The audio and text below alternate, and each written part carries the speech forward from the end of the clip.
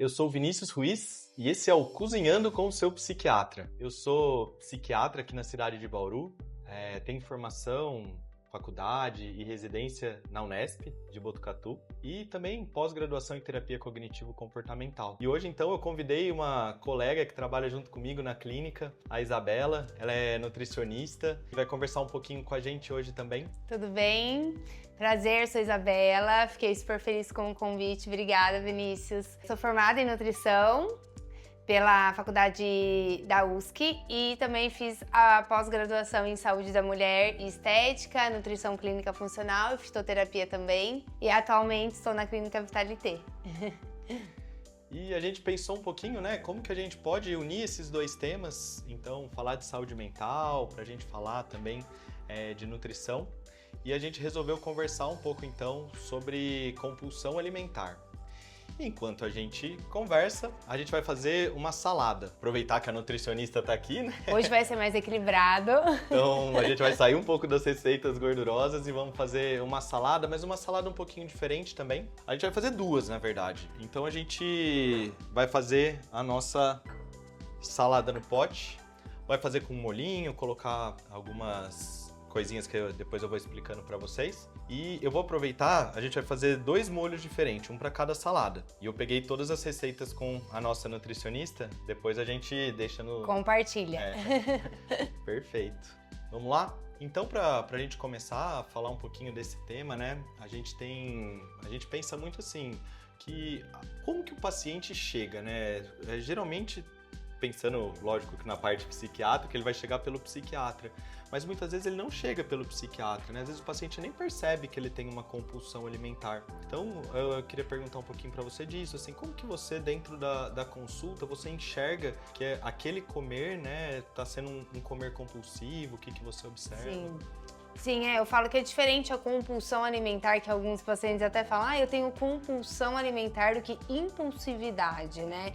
Então, diante a uma refeição ali, às vezes a pessoa acaba comendo um pouquinho a mais, ficando com uma saciedade, né, e com aquela sensação mais de estufada, enfim. E isso às vezes pode ser por aquela refeição estar mais gostosa, a pessoa gostar de um determinado doce e acaba comendo de uma forma mais exagerada.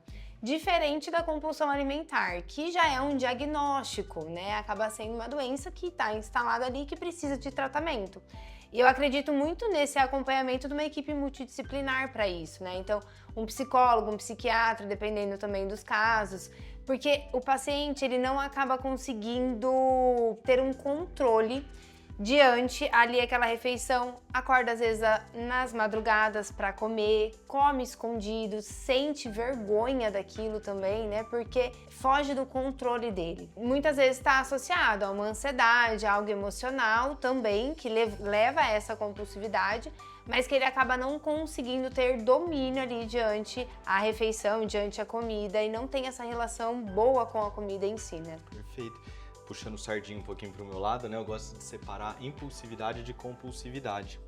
A impulsividade, ela não passa pelo plano das ideias, né? Então, a impulsividade é quando você tem um sentimento, você vai lá e realiza uma ação sem nem pensar sobre ele. Exato. A compulsividade, ela tem um caráter, então, de passar pelo plano do pensamento. Então, você tá lá, por exemplo, deixa um doce na geladeira, né? E você negocia com o seu cérebro, vai lá, mas a ação ganha. Então, a vontade, o ato, né? Ele ganha, então, dessa negociação que a gente faz. Ele fica pensando muito, né? Só em comida.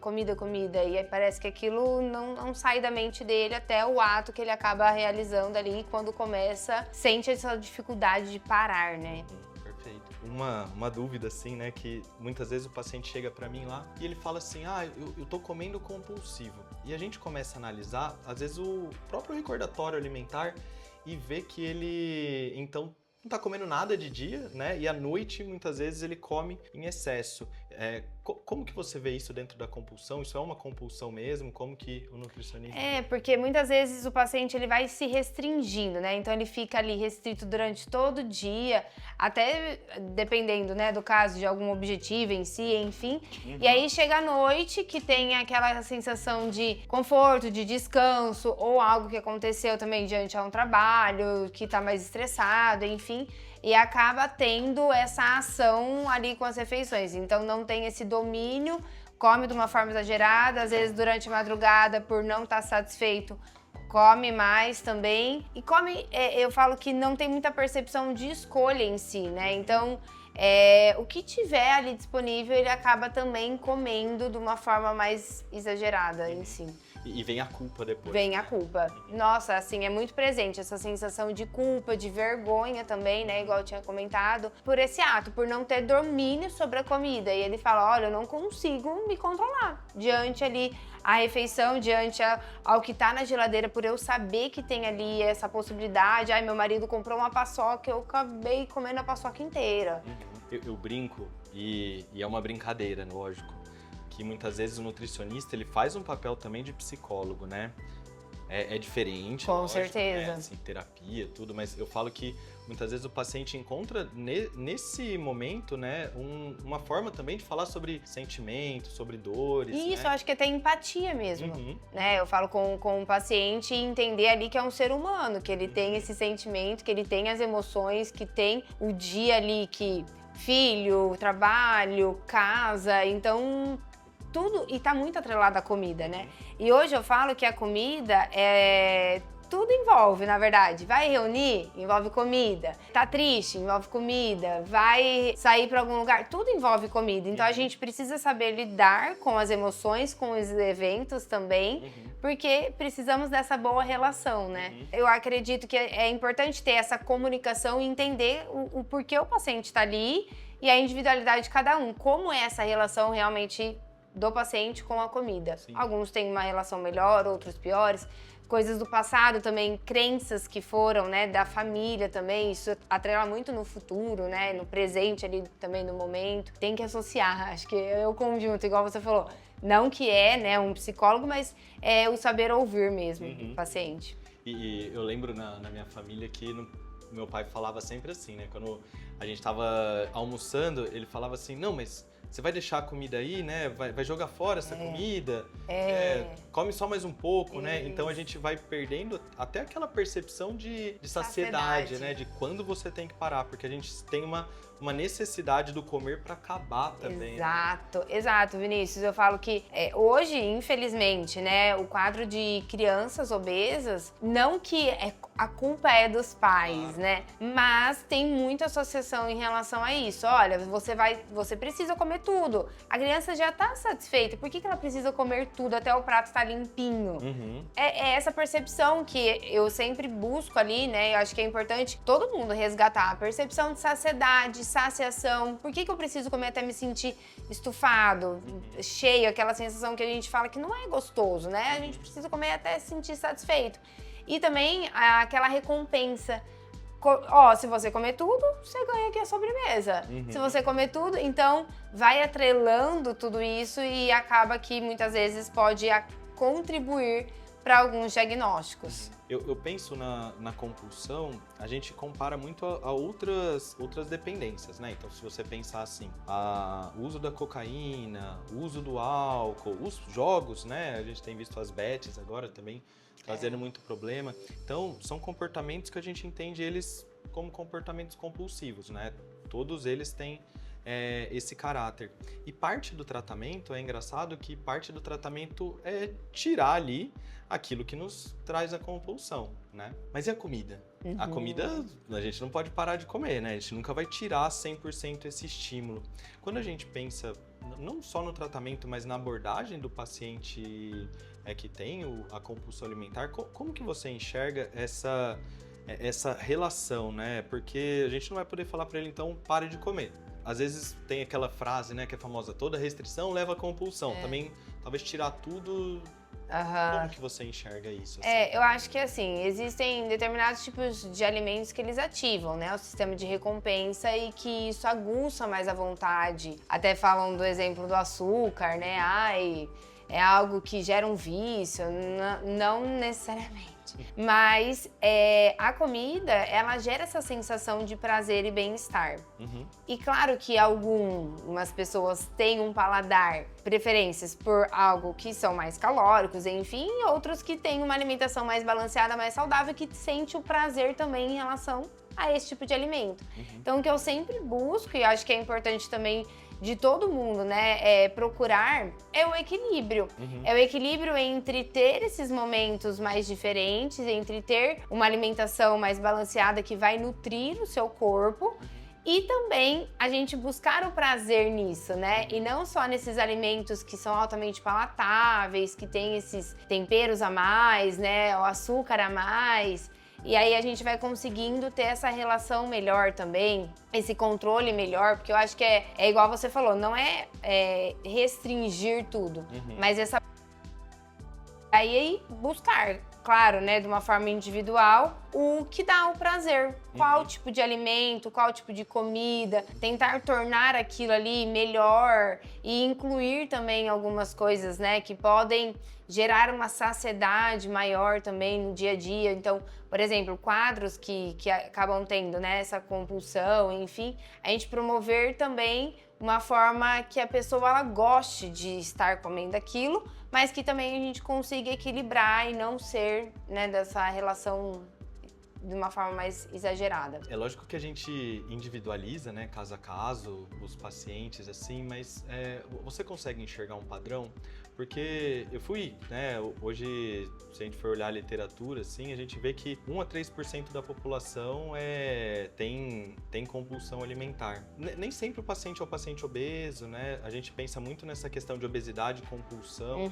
Queria saber, assim, tem algum padrão de paciente que você enxerga? Quando que você busca isso dentro da anamnese também? O que te chama atenção ali nos comportamentos para te ativar? Enquanto você vai respondendo, eu vou fazendo nossos molhinhos aqui. Combinado. Eu acredito que assim, é igual que a gente falou um pouquinho, né, sobre a diferença da compulsão para a impulsividade, mas o paciente, quando ele começa a comer o alimento, ele não tem o controle sobre si. Então parece que ele quer ver o fim daquilo para não precisar mais ver aquele alimento disponível e acaba consumindo dessa forma mais exagerada, né? E também tá muito atrelado a esse sentimento de como sinto, ou às vezes vem a ansiedade, como, e aí vem a sensação de culpa, de por que eu fiz isso, por que eu não deveria ter feito, comido de uma forma totalmente descontrolada, e sente essa vergonha, que acaba sendo diferente da impulsividade. E também, né, quadros que às vezes, por conta disso, de ter tido esse exagero, então no dia seguinte eu vou me restringir, mas isso acaba acontecendo novamente no período noturno, igual que a gente tinha conversado também, né? Então vai virando como se fosse uma roda gigante. O paciente, a pessoa sente essa dificuldade de sair disso, né? Então acho que é dessa forma. E as pessoas pensam muito, né? Ah, o paciente obeso, ele tem compulsão alimentar. Também não é esse jogo, né? Não. A gente pensar, não é porque ele tem compulsão alimentar que ele é obeso, mas também e nem todo paciente obeso tem compulsão. Exatamente, nem todo paciente obeso tem compulsão alimentar e nem todo mundo que tem compulsão alimentar é uma pessoa obesa, né? Então, também, às vezes, está até atrelada ali uma compulsão alimentar com outro transtorno, que por conta disso acaba gerando outros tipos de transtornos também, né? A gente estava falando, né, dessa questão dos diagnósticos. Tem algum comorbidade, assim, que você note também frequente? Você fala muito da ansiedade, né? Outras que às vezes você nota no paciente com compulsão, assim? Quadros depressivos também, né? Eu acho que é bem frequente também nesse tipo de paciente que acaba tendo. E eu acho que são os dois principais, né, Vinícius? Ansiedade, quadro depressivo, o que dentro da sua prática? Eu acabo vendo um pouquinho também de toque, né? Porque no próprio nome já diz, né? Transtorno obsessivo compulsivo. Então a compulsão pode estar presente de outras formas também. É verdade. E é muito comum. Eu penso na ansiedade também, né? Que eu acho que é um diagnóstico comum, assim, se a gente pensar.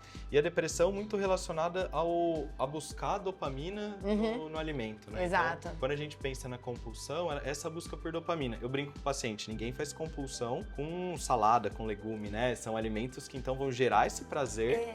Aí vem um viés de pensamento, né? Porque é um prazer que ele é muito rápido. E acaba sendo assim, igual a gente falou, quando ativa o sistema de recompensa, são esses alimentos que são altamente palatáveis. Então, que tem glutamato monossódico, que é um tempero que ativa de uma forma mais rápida, que tem um açúcar também, né? Então, é diferente, igual que a gente tá fazendo aqui da salada.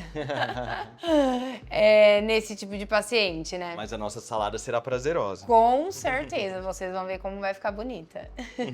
E eu falo até em relação a isso, o visual acaba contribuindo muito para essa questão do prazer. Diferente de um prato que você vê todo bagunçado, né? Você olha para aquilo, você não sente vontade. Agora, quando a gente já deixa algo mais atrativo, isso dá mais vontade em si também. É uma forma da gente buscar o prazer nesses tipos de alimentos, igual o Vinícius tá fazendo, um molho. Então não é pra comer alface seco, sem né? nada. Só coelho come assim. Então coloca um molho, coloca algo ali que te dá esse prazer melhor de consumir esses alimentos e incluir também, né? Eu acho que essa busca pela dopamina, né? Isso eu converso muito com os pacientes em consulta. Que quando a gente come, por exemplo, o doce, né? Ali a gente tem uns 20, 30 minutos de um prazer instantâneo. Depois ele cai e já vem a culpa, né? Que é o comportamento básico da compulsão. E uma das principais atividades que a gente tem que não causa essa queda rápida da dopamina é a atividade física. Então, quando a gente faz atividade física, a gente tem liberação e sustentação a longo período também da dopamina, né? Isso faz com que muitas vezes a gente consiga tratar a compulsão alimentar, né, com atividade física. Porque a gente deixa de ter essa necessidade. É até uma das perguntas, né, que eu faço em consulta com o paciente, o que dá prazer sem ser a comida? Pra ele, e muitos têm dificuldade em responder isso. Ou também a grande maioria acaba atrelando ali uma atividade física, ler um livro. Quando você come algo que te gera essa sensação gostosa, é momentâneo. Então acontece ali por um momento e aí logo depois, dependendo do caso, né, vem a sensação de nossa, não precisava disso agora. Nossa, por que eu comi a barra de chocolate inteira? Quando eu vi, já comi. Nem percebi, já tinha acabado aquilo. Então, a atividade física, ela é, assim, aliado pra tudo na nossa vida. E eu falo que até você ver qual atividade física você gosta. Porque, gente, no início, todo mundo que vai iniciar aí precisa de ter uma força de vontade. A ação vem antes da vontade. Exato. Não vai... hoje eu acordei com vontade de correr. Tô doida pra correr. Mas é isso, depois da atividade física vem essa sensação gostosa de, nossa, eu consegui, fiz, foi bom. E vem a dopamina mil. E é bom que permanece, né? Então não é só momentânea ali. Eu sou do time da manhã, né? Então, quando eu faço atividade física, meu dia, ele parece que por mais que eu possa acordar mais cedo, meu dia rende mais, eu fico mais disposta, em alerta, diferente quando eu não faço. Eu fico, parece mais cansada, mais letárgica. A gente programa nosso dia, né? Eu acho que também a alimentação entra nesse ponto. Você não consegue fazer uma corrida, uma academia sem estar bem alimentado. Com certeza. Então, você acaba programando o seu dia para isso, né? Então, você se alimenta melhor, se hidrata melhor, né? Já pensando no que você vai fazer. Pode ser de manhãzinha, né? Ou à noite também. Por exemplo, vou começar a correr de manhã. Mas hoje à noite eu vou num bar e vou tomar cerveja. Mas muito provavelmente você não vai conseguir comer, né? Exato. Então você começa a organizar a sua semana através da atividade física. Ela tem esse potencial, então, de liberar a dopamina e ao mesmo tempo auxiliar, né? Na organização. Não, faz total diferença. Eu até brinco com os pacientes, às vezes quando tá limitado por conta de algo ali, acabou se machucando, enfim. Aí dá uma pioradinha em relação da alimentação, porque não tem a atividade física que tá normalmente fazendo ali, né? Então, um tá atrelado com o outro e um contribui com o outro. E a organização é fundamental. Eu falo que é o estilo de vida mesmo. De você conseguir manter aquilo E depois que você inicia e você sente o que te faz bem, como te faz bem, a diferença que faz, isso te ajuda a continuar. Então, no começo, eu acho que toda mudança, na verdade, é difícil, né? A gente é sair da zona de conforto. Então, falar que é fácil? Mentira, é difícil.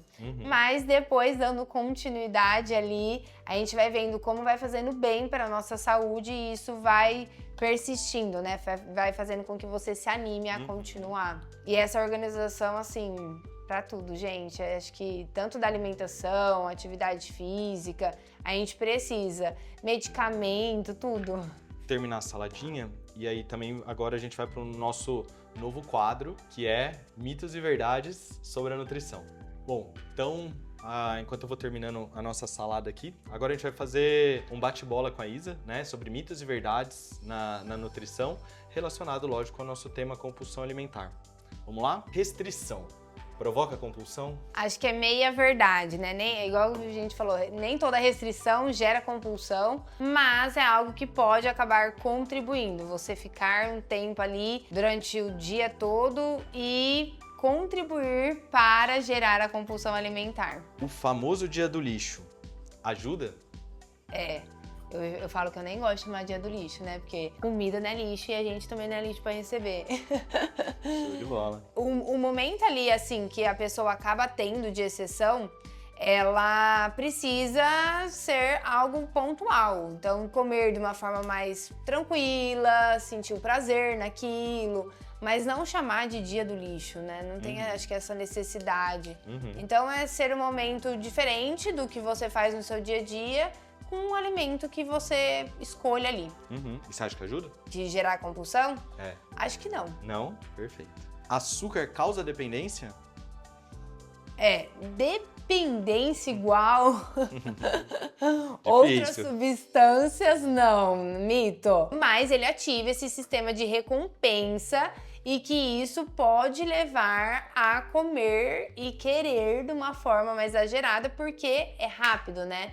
Então, essa ativação, você acaba sentindo esse prazer momentâneo de uma forma mais rápida, diferente com outros tipos de alimentos. Então, dependendo ali da ansiedade, do momento emocional, acaba sendo um alimento que contribui. Perfeito. Faz sentido cortar completamente os doces? Não acredito que faz sentido, porque fica naquela coisa na cabeça da pessoa. Não posso comer, não posso comer, não posso comer. Algum momento, muito provavelmente, vai gerar esse quadro mais de compulsão ou impulsividade de comer de uma forma mais exagerada. Perfeito. E o Instagram atrapalha?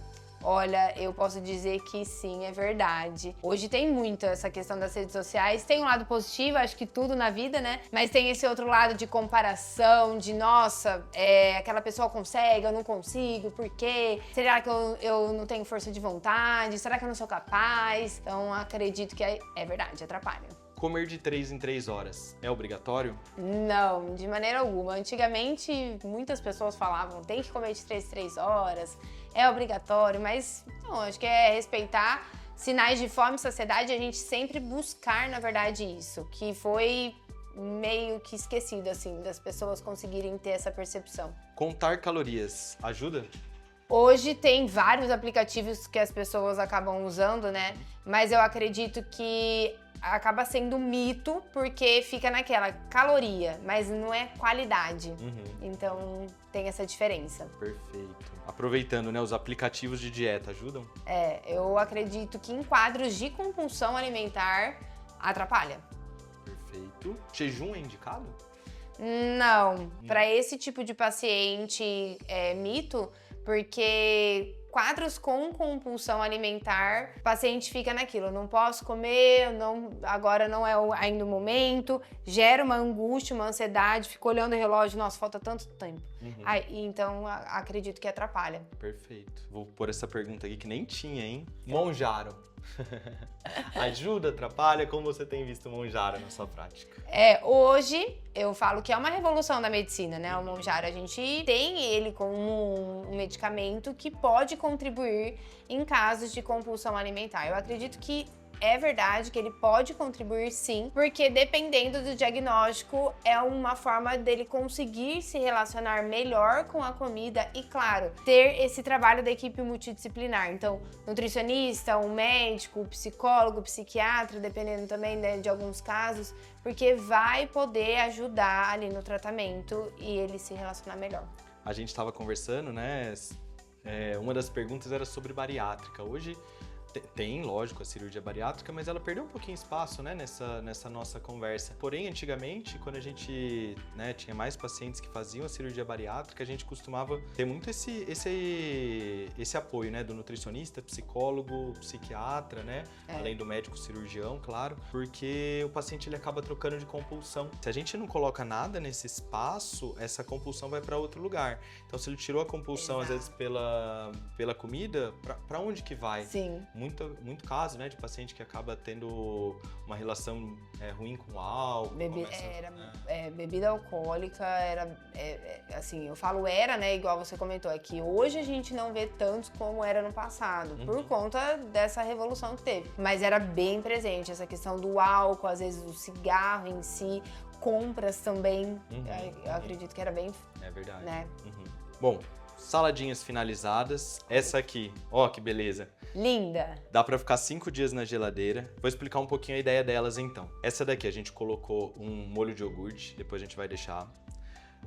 Tomatinho cereja, um pouco de cenoura. Aí eu fiz um frango temperado com páprica defumada na air fryer junto de um milho, tá? O milho, eu comprei aqueles milhos em conserva, então tem que secar bem ele para ele ficar crocante na salada. E a gente sempre termina com a folha. Se colocar a folha lá embaixo, ela vai murchar junto do molho. Perfeito. E esse aqui é uma outra pegada, né? A gente pensou mais numa linha vegetariana. Então vem o molho de mostarda, tomatinho cereja, cenoura, cebola. Aí coloquei os ovos de codorna, azeitona preta, me fugiu o nome.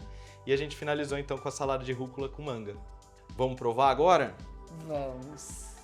Agora é a hora. Fala sério, gente. Ó, que lindo que ficou. E dá pra deixar na geladeira, vira uma salada, para aquelas saladas rápidas, né? Que então você não precisa estar o tempo inteiro montando. Você monta no domingo ali. É isso que a gente fala da organização, né? Tá afinado. Aí.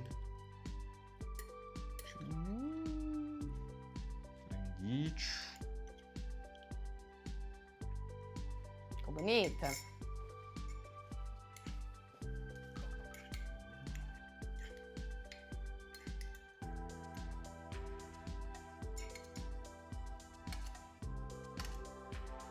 Colorida do jeito que a Nutri gosta.